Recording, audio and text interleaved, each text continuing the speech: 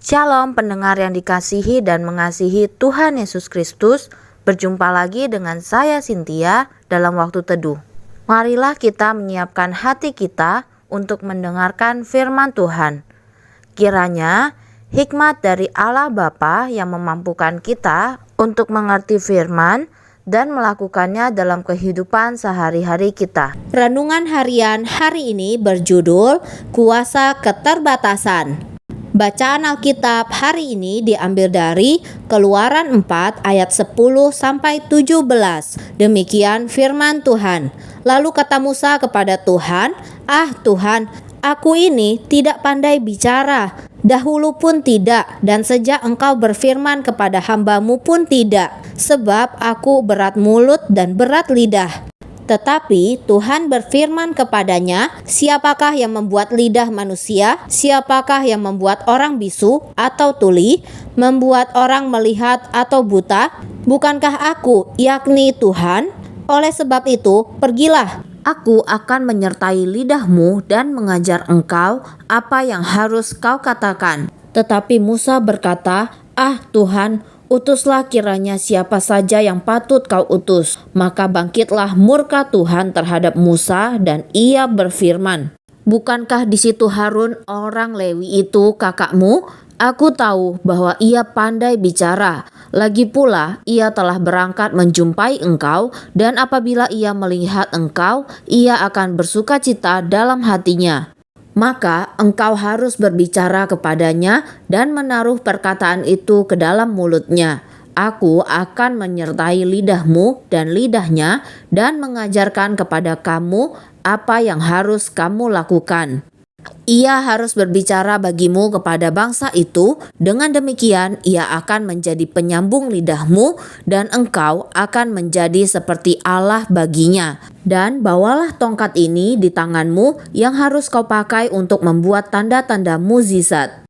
Nats pembimbing hari ini diambil dari Keluaran 4 ayat 12. Demikian firman Tuhan.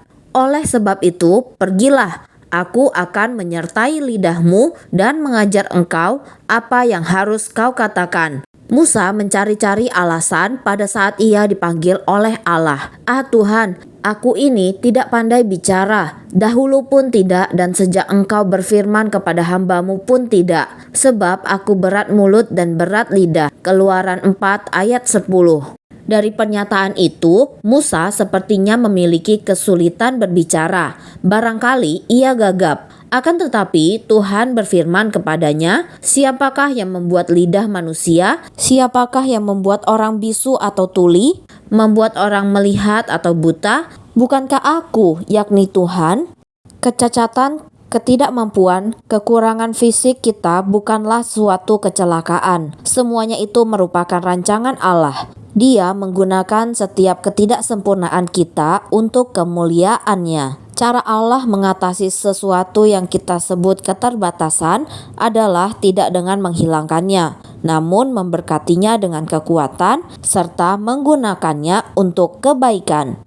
Di dalam kitab Perjanjian Baru, Rasul Paulus menyebutkan duri di dalam daging yang tak terdefinisikan. Ia telah berulang kali meminta kepada Tuhan untuk mengambilnya. 2 Korintus 12 ayat 7-8. Akan tetapi Allah justru berkata, "Cukuplah kasih karuniaku bagimu, sebab justru dalam kelemahanlah kuasaku menjadi sempurna."